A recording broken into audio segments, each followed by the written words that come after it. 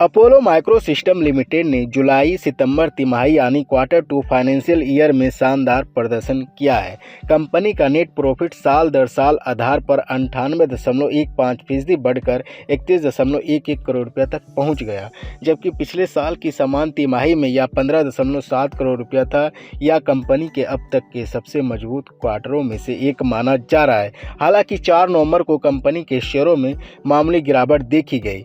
यह 276.90 पर बंद हुआ, जो 0.49% की गिरावट दर्शाता है। लेकिन कंपनी के तगड़े नतीजे ने निवेशकों के भरोसे को और मजबूत किया है। कंपनी की कुल आय की बात करें तो 40.2% बढ़कर 225.3 करोड़ रुपया हो गई, जबकि पिछले वर्ष की समान तिमाही में 160.7 करोड़ रुपया थी। कंपनी का ऑपरेटिंग प्रॉफिट 82.7% की छलांग के साथ 59.59 करोड़ रुपया पहुंच गया। वहीं परिचालन मार्जिन 20.29% से बढ़कर 26.45% हो गया, जो बताता है कंपनी ने अपने प्रॉफिट में शानदार सुधार किया है। कंपनी ने हाल के महीनों में कई महत्वपूर्ण रक्षा ऑर्डर भी हासिल किए हैं। 29 अक्टूबर को अपोलो माइक्रो सिस्टम को DRDO, विभिन्न रक्षा सार्वजनिक क्षेत्र उपक्रमों यानी DPSUs और निजी कंपनियों में 18.43% करोड़ के नए ऑर्डर प्राप्त हुए हैं। इसके अलावा 16 अक्टूबर को DRDO ने कंपनी को 4.3 करोड़ के कॉन्ट्रैक्ट के लिए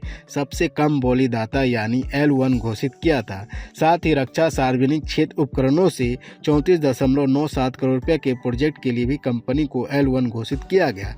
इस तरह कुल L1 49.27 करोड़ रुपये पर पहुंच गया। इसके अलावा कंपनी को DRDO की ओर से ग्रेनेड के लिए मेकाट्रॉनिक फ्यूज की टेक्नोलॉजी ट्रांसफर की मंजूरी भी मिल गई है। यह भारत की रक्षा क्षमताओं को नई ऊंचाई देने वाला कदम है और इससे कंपनी की मेक इन इंडिया पहल में भूमिका और सशक्त होगी। अपोलो माइक्रो सिस्टम का यह प्रदर्शन बताता है कि कंपनी न केवल राजस्व और मुनाफे में तेजी आगे बढ़ रही है, बल्कि भविष्य में रक्षा और प्रौद्योगिकी क्षेत्र में अपनी स्थिति और मजबूत करने की दिशा में भी तेजी से काम कर रही है।